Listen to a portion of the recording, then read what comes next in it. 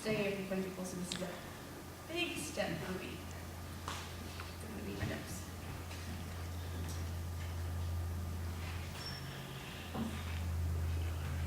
Okay, well, what I'm going to talk about tonight is kind of obvious. Be yourself. Because I struggle a lot with it. And I see a lot of kids, even within our church, struggling with it. So I kind of want to share some of my story and how I kind of got back on track. Granted, I kind of struggled a little, but I got back. Well,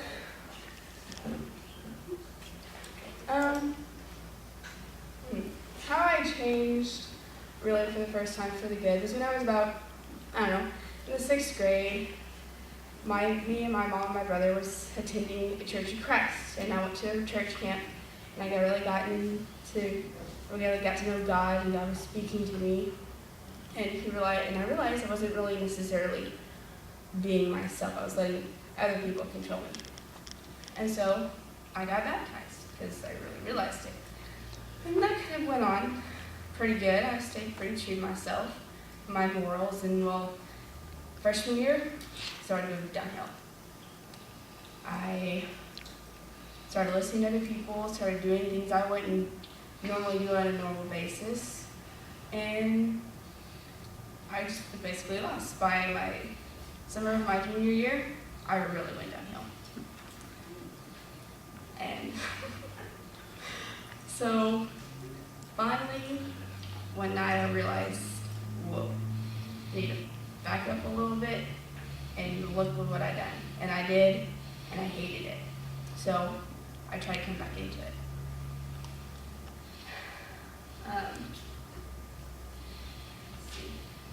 What really brought me back down to earth was my stepsister has made lots of bad choices in her life. She's had 5 kids all year apart since she was 17.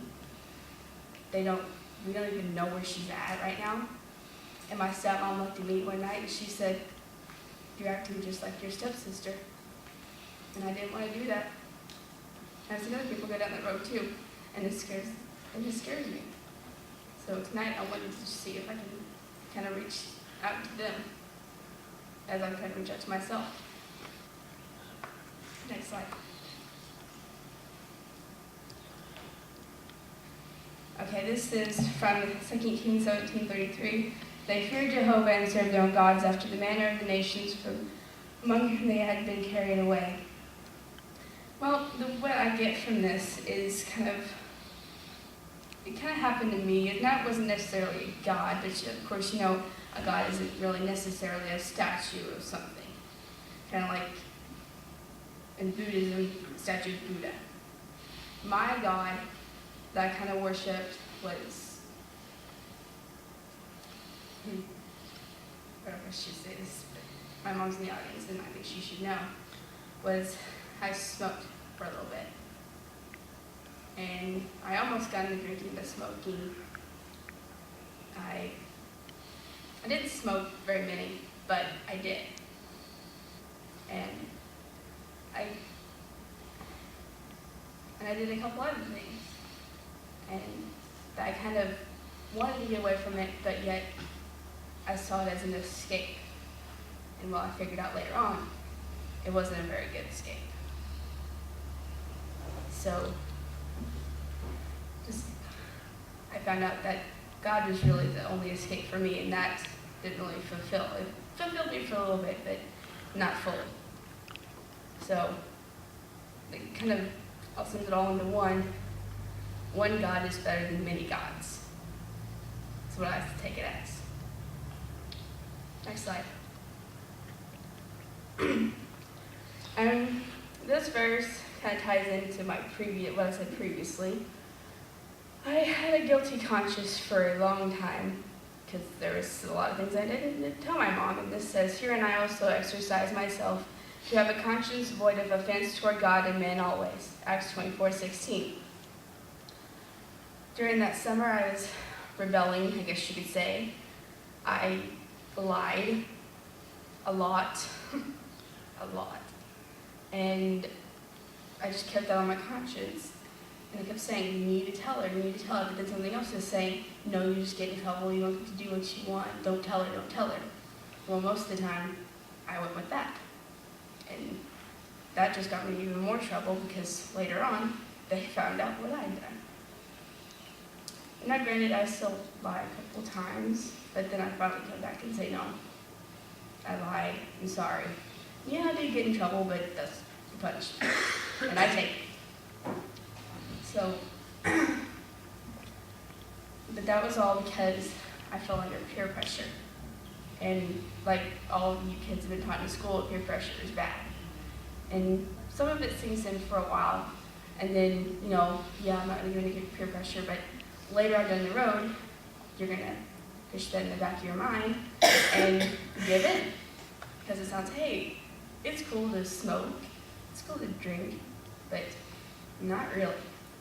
Because if you look at the facts, smoking can kill you, can make your life miserable. Especially doing drugs, because my sister done that, and she's in an abusive relationship, and don't know where she's at, like I said, and it's tearing me apart, my stepmom apart. Good. So, like I said, it's better to be yourself and to let somebody else control you, because it can really mess you up. Because even though it may seem cool, it's really not. And I know you hear it a lot, but especially here and from a bunch of other people, but God is the only way to get happiness, is what I believe, and it's true. And I wish people would understand that. I mean, a lot of people do, don't get me wrong. But I found it to be true, because I was one of those one time that was thinking that worldly things would make me happy. I mean, they did for a while, but it didn't last long. But God is everlasting. He will always, I know it may seem that some things don't go your way, but it's all for a reason. And maybe for some reason, when you fall into that peer pressure, you're thinking, hey, where's God? I thought he was supposed to be there. Because I thought that. And he's there. But you just don't notice him there.